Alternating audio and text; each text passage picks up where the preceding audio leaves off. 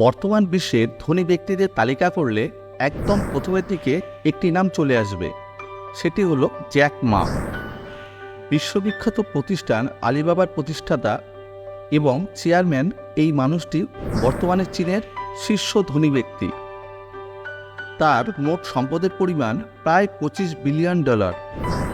অথচ মানুষটার জীবনের শুরুটা ছিল অন্য 10 জন সাদামাটা মানুষের মতন। চীনের সাধারণ এক পরিবারে জন্ম নেওয়া জ্যাক মা ছাত্রজীবনে কখনোই ভালো ছাত্র ছিলেন না। জীবনের প্রাথমিক অবস্থায় বারবার ব্যর্থতার সম্মুখীন হওয়া এই মানুষটির জীবন থেকে শেখার আছে অনেক কিছুই। চলুন আজকের ভিডিওতে জেনে নেওয়া যাক জ্যাক মার জীবন থেকে এরকমই কিছু গুরুত্বপূর্ণ শিক্ষা। তাই দর্শক বন্ধুদের অনুরোধ করব ভিডিওটিকে স্কিপ না করে সম্পূর্ণ দেখার জন্যে এবং চ্যানেলটিকে সাবস্ক্রাইব করে পাশে থাকার জন্য। প্রত্যাখ্যান সে তো সফলতার আরেক নাম। কোনো কাজ শুরু করার আগে দুটি ব্যাপার আমাদের মাথায় আসে। যদি কাজটি সুন্দরভাবে শেষ করতে পারি তাহলে কি হবে, আর দ্বিতীয়, যদি কাজটি কোনো কারণে করতে না পারি তাহলে কি হবে। অবাক করার বিষয় হলো প্রথমটির চেয়েও দ্বিতীয় ব্যাপারটি আমাদের মাথায় সবচেয়ে বেশি আসে। এতে কিন্তু আমাদের দোষের কিছু নেই। ছোটবেলা থেকেই আমরা দেখে এসেছি কোনো কাজে অসফল হওয়া কিংবা প্রত্যাখ্যাত হওয়া যেন ব্যর্থতারই অন্য রূপ। জ্যাক মা তার জীবনে ব্যর্থতার এই রূপের সম্মুখীন হয়েছিলেন অসংখ্যবার। হার্ভার্ড বিশ্ববিদ্যালয়ে ভর্তির জন্য 10 বার আবেদন করেছিলেন এবং প্রত্যেকবারই সফলভাবে ব্যর্থ হয়েছিলেন তিনি। চীনে প্রথম যখন KFC এসেছিল 24 জন তখন সেখানে চাকরির আবেদন করেন। এর মধ্যে 23 জনকে বাছাই করে নিয়োগ করে দেওয়া হয়। বাদ পড়ে যান একজন, তিনি জ্যাক মা।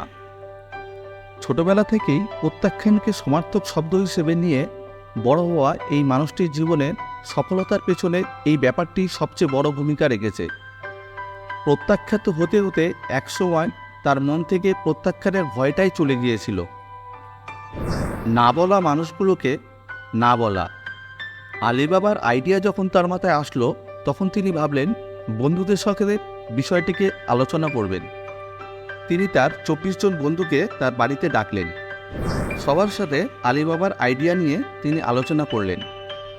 কিন্তু 24 জনের মধ্যে 23 জনই তার এই আইডিয়া হেসে উড়িয়ে দিলেন। তারা তার পাশে থাকতে রাজি হলেন না। কেবলমাত্র একজন বন্ধু তার পাশে থাকতে রাজি হলেন। তবে তার সেই বন্ধু শর্ত দিলেন, যদি দেখা যায় তারা তেমন কোনো লাভের মুখোমুখি হচ্ছেন না তাহলে তারা এই ব্যবসা থেকে ফেরত যাবেন আর সামনের দিকে যাবেন না। আমাদের প্রতিদিনকার জীবনে এমন অনেক মানুষের সাথে আমাদের দেখা মেলে যাদের কাছ থেকে যে কোনো কাজে না ছাড়া অন্য কিছু আশা করা যায় না। এমনকি মহৎ কোনো সামাজিক কাজেও তারা প্রথমেই না বলেই বসেন। এই নায়ের পেছনে তাদের অজুহাতেরও সীমা থাকে না। কিন্তু তাই বলে কি বসে থাকলে চলবে? অবশ্যই না। বরং এই না বলা মানুষগুলোদের বাদ দিয়েই আমাদের সামনের দিকে এগিয়ে যেতে হবে। নিজের ইচ্ছাশক্তিকে জিইয়ে রাখা। জ্যাক মার জীবনে একটি শক্তিশালী দিক হলো তার প্রবল ইচ্ছাশক্তি। আলিবাবার কথা বাদ দিলে তার জীবন অনেকখানি ব্যর্থ। এই প্রতিষ্ঠানটি শুরু করার আগে জ্যাক মা আরও 2টি ব্যবসা প্রতিষ্ঠান চালু করেছিলেন, কিন্তু এদের কোনোটি তখন সফলতার মুখ দেখেনি। তাই বলে তিনি কিন্তু বসে থাকেননি। কঠোর পরিশ্রম, প্রবল ইচ্ছাশক্তির মাধ্যমে তিনি নতুন উদ্যমে নতুন চিন্তাভাবনা নিয়ে হাজির হয়েছেন। প্রথম ইন্টারনেট চালাতে গিয়ে তিনি খেয়াল করলেন চায়না, বিয়ার সহ বেশ কিছু শব্দ ইন্টারনেটে আছে, কিন্তু চীনের এগুলি সম্পর্কিত কোনো ওয়েবসাইট নেই। তখন তিনি এ ধরনের শব্দগুলি নিয়ে চীনের একটি সাইট তৈরি করেন। পরবর্তীতে তিনি চীন সরকারের কাছে এটি বিক্রি করে দেন। একসময় তিনি বুঝতে পারলেন সামনের দিনগুলো ইন্টারনেট নির্ভর হবে। এই জন্য তিনি কাজ করা শুরু করলেন। কিন্তু তিনি যতটা ভেবেছিলেন তখনকার বাজারে তার কাজগুলো ততটা যায়নি। কিন্তু জ্যাক মার কাছে আছে আলাদিনের আশ্চর্য চিরাগ, যাকে আদর করে নাম দেওয়া হয়েছে ইচ্ছাশক্তি। এই আশ্চর্য ইচ্ছাশক্তির ফলাফল আজকের দিনের আলিবাবা। লক্ষ্য যখন সুনির্দিষ্ট, সাফল্য তখন সুনিশ্চিত। প্রতিটি কোম্পানি জানে তারা কি করছে, অনেক কোম্পানি জানে তারা কিভাবে করছে, কিন্তু খুব কম কোম্পানি আছেন তারা কেন করছে তা জানে না। অনেক সময় দেখা যায় কোনো কাজ করার ক্ষেত্রে আমরা চেষ্টার কোনো ত্রুটি না রাখার পরেও দিন শেষে আমরা কাজটি করতে ব্যর্থ হয়েছি। এর কারণ হলো কোনো কাজ করতে করতে ধীরে ধীরে অন্য কোথাও হারিয়ে যাওয়া কিংবা তা থেকে দূরে সরে যাওয়া। প্রতিটি লক্ষ্যের পেছনে কিছু সুনির্দিষ্ট পথ থাকে। একজন মানুষ যখন সেই লক্ষ্যে পৌঁছাতে চায় তখন তাকে সেই পথগুলো পাড়ি দিতে হয়, কিন্তু প্রায়ই দেখা যায় রাস্তা পাড়ি দিতে গিয়ে আমরা ভুল পথে হারিয়ে গিয়েছি। অর্থাৎ প্রাথমিক অবস্থায় আমাদের যে লক্ষ্য ছিল আমরা তা থেকে অনেকখানি দূরে সরে এসেছি। জ্যাক মার জীবন থেকে একটা ব্যাপার নিশ্চিত করে বলে দেওয়া যায়, তা হলো তিনি লক্ষ্যের ব্যাপারে কখনোই দ্বিধাদ্বন্দ্বে ছিলেন না। তিনি খুব ভালোভাবে জানতেন তিনি কি করতে চান, কেন করতে চান এবং কিভাবে করতে চান। জ্যাক মার কথা অনুযায়ী প্রতিটি সফল মানুষের 50 বছর হওয়ার পর অর্থের চিন্তা ছেড়ে দিয়ে মানব সেবা ও নতুনদের সফল হওয়া কাজে মনোনিবেশ করা উচিত।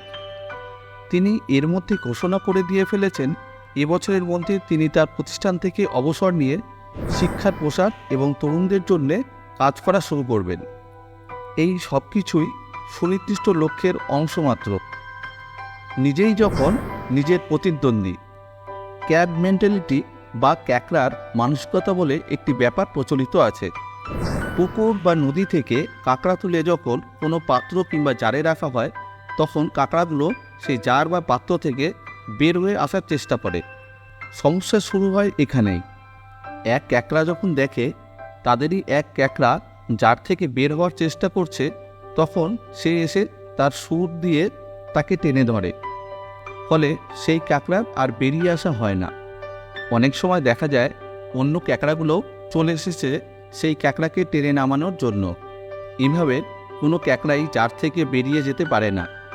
আমরা প্রতিনিয়ত আমাদের আশেপাশের মানুষ এবং পরিবেশ দ্বারা প্রভাবিত হচ্ছি।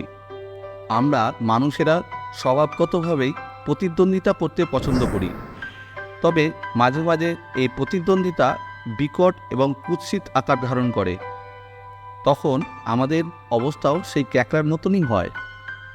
জ্যাক মার জীবনে একটি বড় শিক্ষা হলো তিনি তার আশেপাশের এমনকি ব্যবসা ক্ষেত্রে তার প্রতিযোগীদেরও কখনো প্রতিদ্বন্দ্বী ভাবেন না, বরং তিনি নিজেকেই নিজের প্রতিদ্বন্দ্বী ভাবতে পছন্দ করেন। তিনি নিজেই ঠিক করে নেন তার আজকের দিনটি হবে গত দিনের তুলনায় আরেকটু ভালো। আপনি নিজেই যখন নিজের প্রতিদ্বন্দ্বী তখন আশেপাশের কোনো কিছু আপনাকে আপনার লক্ষ্য অর্জন থেকে দূরে সরিয়ে রাখতে পারবে না। জ্যাক মার জীবনের এই শিক্ষাগুলো যদি আপনি আপনার ব্যক্তিগত জীবনে কাজে লাগাতে পারেন তবে আপনার জীবনও দেখা পেতে পারে কাঙ্ক্ষিত সাফল্যের ছোঁয়ার। তবে আর দেরি কেন, আজকে থেকেই শুরু হোক এই শিক্ষাগুলোর বাস্তবায়ন। ভিডিওটি এই পর্যন্ত দেখার জন্য অসংখ্য ধন্যবাদ। পরের ভিডিও পর্যন্ত ভালো থাকুন, সুস্থ থাকুন এবং চ্যানেলটিকে সাবস্ক্রাইব করে সদা সর্বদা পাশে থাকুন। ধন্যবাদ।